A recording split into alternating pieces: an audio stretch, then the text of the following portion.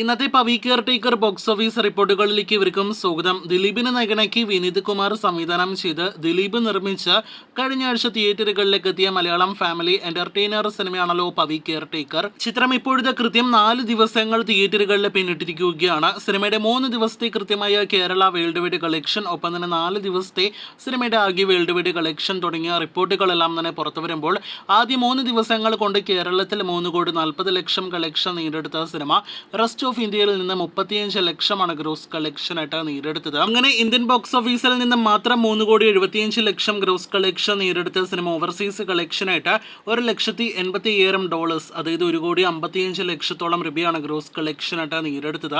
അങ്ങനെ സിനിമ ആകെ 3 ദിവസങ്ങൾ കൊണ്ട് ലോകമെമ്പാട് നിന്നും 5,30,00,000 ഗ്രോസ് കളക്ഷൻ നേടിയെടുത്തത്. നേരത്തെ പ്രതീക്ഷിച്ചതുപോലെ 3 ദിവസത്തെ വേൾഡ് വൈഡ് കളക്ഷൻ 5 കോടി രൂപയ്ക്ക് മുകളിലേക്ക് എത്തപ്പെട്ടിരിക്കുകയാണ്.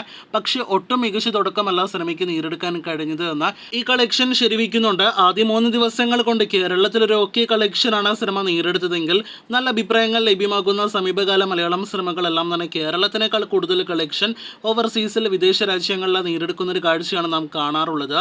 അപ്പോൾ അത് വെച്ച് നോക്കുകയാണെങ്കിൽ ദിലീപിന്റെ പവി കെയർ ടേക്കർ എന്ന സിനിമയ്ക്ക് വിദേശ രാജ്യങ്ങളിൽ ശോഭിക്കാനേ കഴിഞ്ഞിട്ടില്ല.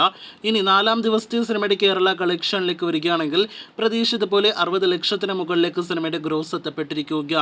അങ്ങനെ 4 കോടി സിനിമയുടെ കേരള ഗ്രോസ് കളക്ഷൻ കടന്നിരിക്കുകയാണ്. 4 ദിവസത്തെ കൃത്യമായ വേൾഡ് വൈഡ് റിപ്പോർട്ട് പുറത്തു വന്നിട്ടില്ലെങ്കിൽ പോലും 6,25,00,000 നിലവിൽ നമ്മുടെ ട്രാക്കേഴ്സ് എല്ലാം തന്നെ എക്സ്പെക്ട് ചെയ്യുന്നത്.